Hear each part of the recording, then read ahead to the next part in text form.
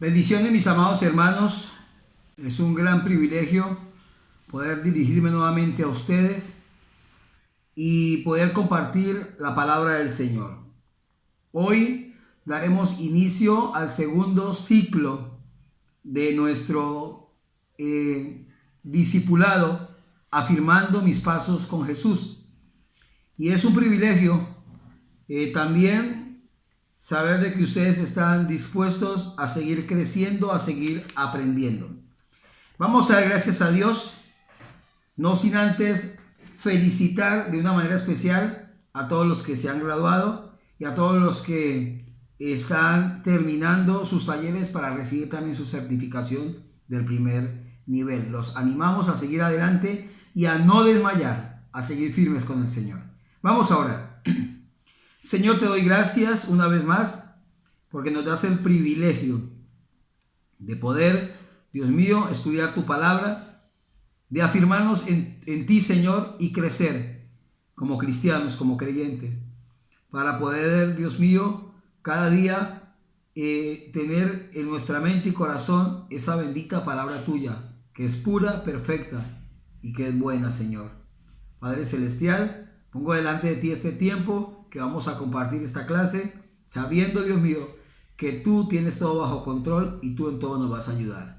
En el nombre de Cristo Jesús, amén y amén. En la lección pasada, o más bien en el ciclo pasado, vimos la lección de la Biblia, a grosso modo.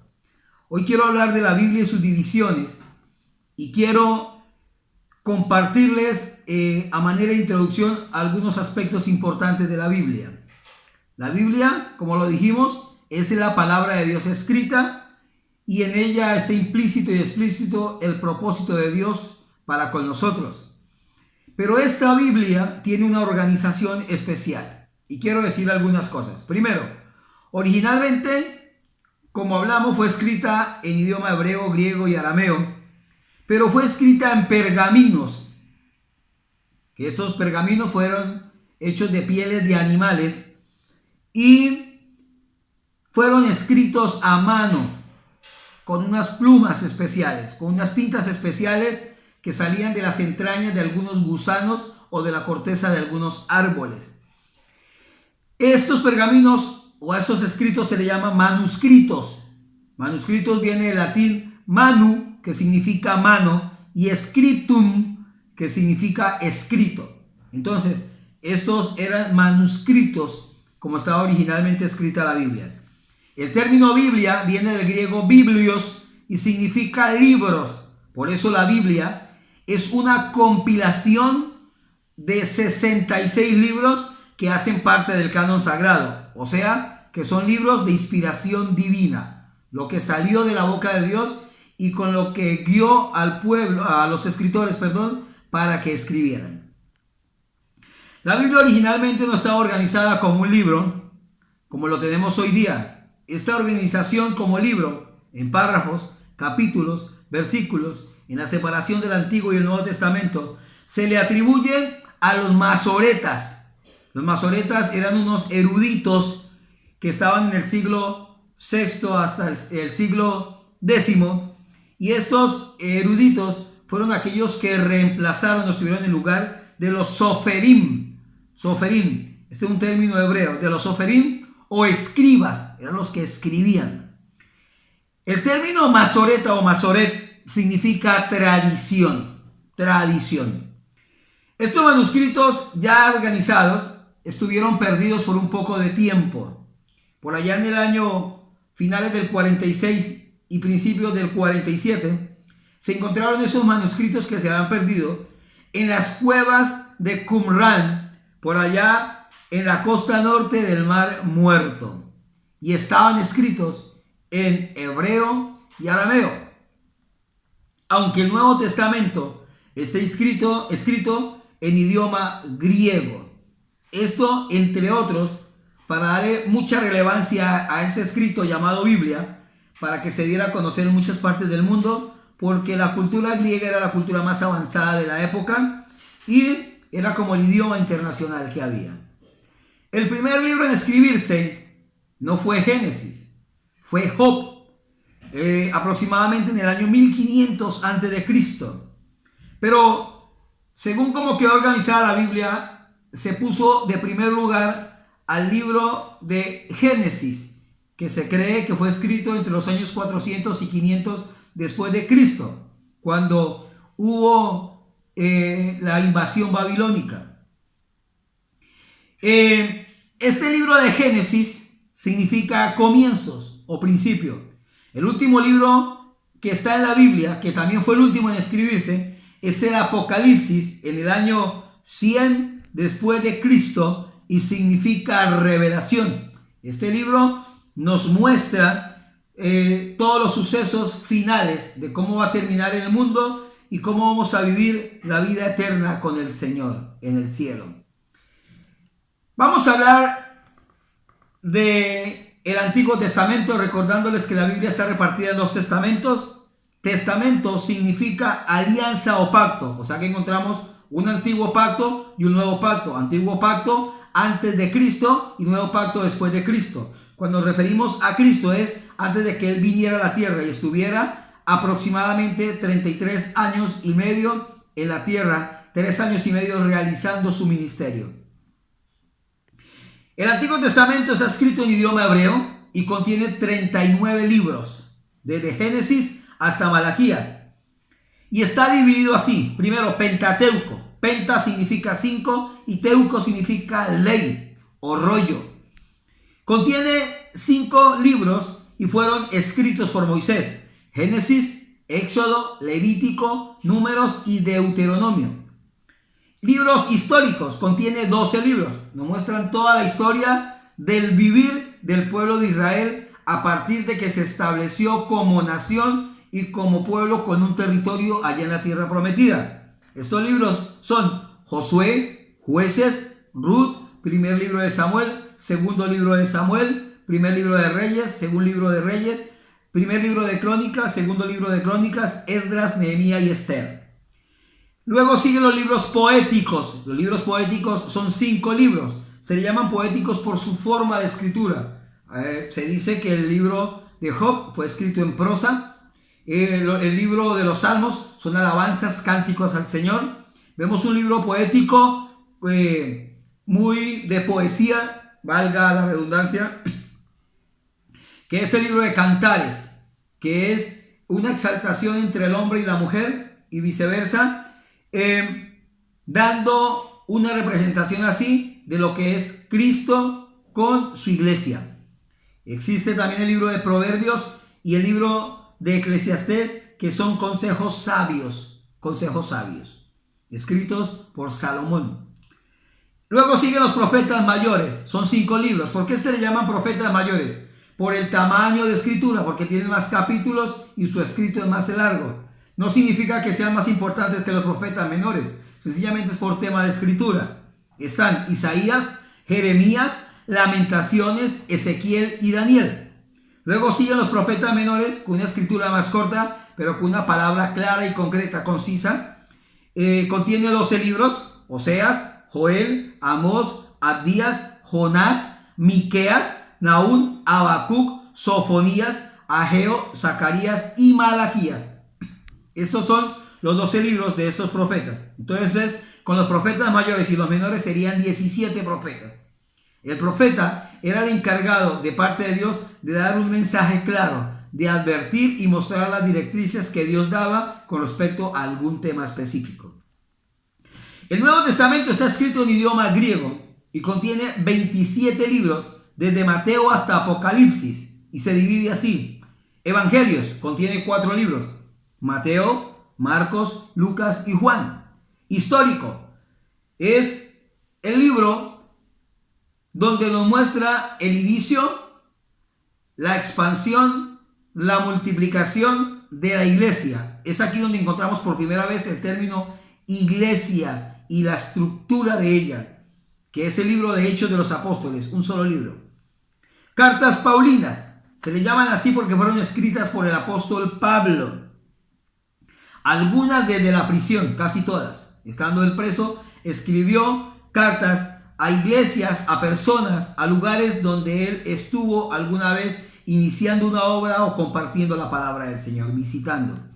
Romanos, primera carta a los Corintios, segunda carta a los Corintios, Gálatas, Efesios, Filipenses, Colosenses, primera carta a los Tesalonicenses, segunda carta a los Tesalonicenses, primera carta a Timoteo, segunda carta a Timoteo, Tito y Filemón. Estas fueron escritas por el apóstol Pablo. Y existen las cartas generales, contiene 8 libros, que son escritas por diferentes autores, o sea, otros autores diferentes al apóstol Pablo. Hebreos, que se cree que también lo escribió el apóstol Pablo, aunque hay una posición fuerte en que Lucas también pudo haber sido el escritor. Pero según los escritos que encontramos de las cartas de Pablo, vemos que la forma de escribir y de referirse o dirigirse, el escritor es parecido al apóstol Pablo. Luego sigue Santiago, que antes era Jacobo, hermano de Jesús. Primera carta de Pedro y segunda carta de Pedro, escrito por el apóstol Pedro. Primera carta de Juan, segunda carta de Juan, tercera carta de Juan, escrita por el apóstol Juan, el discípulo amado. Y Judas, que no era Judas el Iscariote, el que estuvo entre los 12 con Jesús, fue otro apóstol. Y por último está Revelación, ese libro final de la Biblia, como les decía hace un momento, habla sobre el final del mundo y de los tiempos y de la vida eterna con Cristo para los salvos y la terrible eternidad en el infierno para los que no quisieron nada con el Señor en la tierra, en vida. Este libro se llama Apocalipsis. Una nota es que la Biblia es el libro más leído, más vendido y más traducido en todo el mundo. No estamos hablando de cualquier libro, el más importante de todos. Por último, quiero decirles en 13 aspectos por qué estudiar la Biblia. ¿Por qué estudiar la Biblia? Primero, porque nos enseña lo correcto. Nos enseña lo correcto. Miren lo que dice el Salmo, capítulo 19, versículos 7 en adelante. La ley de Jehová es perfecta, que convierte el alma. El testimonio de Jehová es fiel y hace sabio al sencillo. Nos enseña lo correcto. Los mandamientos de Jehová son rectos, que alegran el corazón. El precepto de Jehová es puro, que alumbra los ojos. Imagínense, nos enseña lo correcto, nos guía por el camino de bien. Dice, el temor de Jehová, que está implícito en la Biblia, es limpio, que permanece para siempre. Los juicios de verdad son verdad, todos justos. Así de que estudiamos la Biblia porque nos enseña lo correcto. Nunca nos va a desviar hacia lo malo. Lo siguiente es que estudiamos la Biblia porque nos da crecimiento espiritual. La primera carta de Pedro, el capítulo 2, versículo 2, dice lo siguiente: desead como niños recién nacidos la leche espiritual no adulterada, para que por ella crezcáis para salvación. Todo bebé debe comer leche materna que su mamá le da, leche pura, leche no adulterada. La leche que compramos en la tienda, en bolsa, ya está con sus químicos y sus preservantes. La leche que le compramos al que viene con la cantina, ya viene bautizadita. Pero la ley de Jehová, al igual que la leche materna, es pura, es leche limpia, para que aprendamos y crezcamos. Estudiamos la Biblia porque es nuestra arma contra el mal. Miren lo que dice Efesios capítulo 6, versículo 17. Tomad el yelmo de la salvación y la espada del Espíritu, que es la palabra de Dios. La espada, la Biblia es una espada. Una espada. Gloria a Dios. Por eso es una arma mortal contra el diablo y contra el pecado. Nos trae sanidad y libertad. En Juan 8:32 la palabra de Dios dice: y conoceréis la verdad, y la verdad os hará libres. El conocimiento de esta verdad, el conocimiento de la palabra de Dios, nos trae sanidad al alma. sanidad del cuerpo y nos hace libre de cualquier obra del enemigo, como se llame. También estudiamos la palabra de Dios porque nos trae esperanza. Esperanza. Porque hay una luz para el futuro, para hacia lo que está adelante. Hay gente que pierde la esperanza porque no están con Cristo. Romanos 15:4 dice: porque las cosas que se escribieron antes, o sea en la Biblia, para nuestra enseñanza se escribieron. Escuche esto, para nuestra enseñanza, para que aprendamos. A fin de que por la paciencia y la consolación de las Escrituras, o sea, a través de la palabra, tengamos esperanza. ¿Cuál es nuestra esperanza? Cristo y la eternidad con Él, para siempre. También estudiamos la palabra de Dios porque es la base de nuestra fe. Base de nuestra fe. Romanos 10:17 dice: así que la fe es por el oír y el oír por la palabra de Dios. O sea, ¿qué afirma mi fe? Conocer la palabra de Dios, estudiar la palabra de Dios. Porque como les decía, en ella está implícito y explícito el propósito de Dios para con nosotros. Estudiamos la palabra de Dios porque es eterna. Porque es eterna. Gloria al Señor. No sé cuántos se alegran por eso que estamos aprendiendo. Primera de Pedro 1:25 dice: mas la palabra del Señor permanece para siempre. No tiene principio ni tiene fin. Y esta es la palabra que por el Evangelio os ha sido anunciada. Una palabra que permanece para siempre. Porque es la palabra de Dios. La palabra es Dios mismo. Y Él es eterno.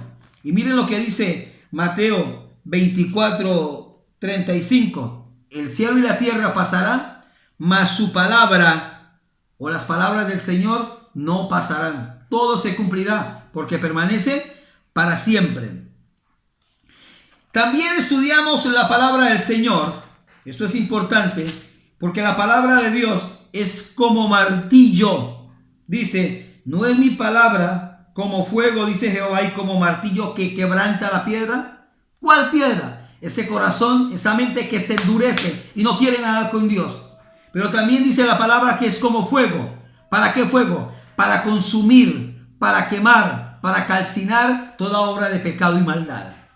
Estudiamos la palabra de Dios también, como les decía antes, porque es una espada que quebranta y destruye toda maldad. Para afirmar lo que decíamos hace un momento de ella como una arma. Hebreos 4:12, gloria al Señor. Dice: porque la palabra de Dios, primero, es viva. Segundo, es eficaz. Tercero, es más cortante que cualquier espada de doble filo. Y penetra hasta partir el alma y el espíritu, las coyunturas y los tuétanos, y discierne los pensamientos y las intenciones del corazón. Es una espada que quebranta y destruye todo lo malo y nos afirma en el Señor. También dice la palabra del Señor que estudiamos la palabra porque es una lámpara que nos guía en medio de las tinieblas en que está el mundo. El mundo está en tinieblas, pero usted y yo estamos en luz porque la luz del Señor, su palabra, resplandeció en nosotros. Dice la palabra: lámpara es a mis pies tu palabra y lumbrera a mi camino. Es una luz. Por eso usted es luz. Dios es la luz para nosotros como iglesia a través de su palabra y nosotros somos la luz del mundo. Lo otro es que estudiamos la palabra porque ella nos hace prosperar en nuestro caminar con Dios, en todas las áreas de nuestra vida. Josué 1:8, el Señor le dice a Josué: nunca se apartará de tu boca este libro de la ley, sino que de día y de noche meditarás en él para que guardes y hagas conforme a todo lo que en él está escrito. Entonces, mira el resultado de todo esto anterior: harás prosperar tu camino y todo te saldrá bien. Gloria al Señor. ¿Quiere que le vaya bien? ¿Quiere prosperar? Estudie la palabra del Señor. Y por último, la palabra del Señor la estudiamos porque es una semilla que da fruto dentro de mí. Por eso ya no somos iguales, ya somos diferentes. Dice la palabra en Mateo 13:23. Mas el que fue sembrado en buena tierra, o sea, en su corazón y en el mío, ese es el que oye, entiende la palabra y da fruto. Y produce a 100, a 60 y a 30 por uno. Hermanos, que esa palabra que ha sido sembrada en su corazón, esa semilla, dé fruto y sea un árbol frondoso, y que sea para siempre su vida, porque está junto a la corriente de agua, como dice el Salmo capítulo 1, y esa corriente se llama Cristo Jesús.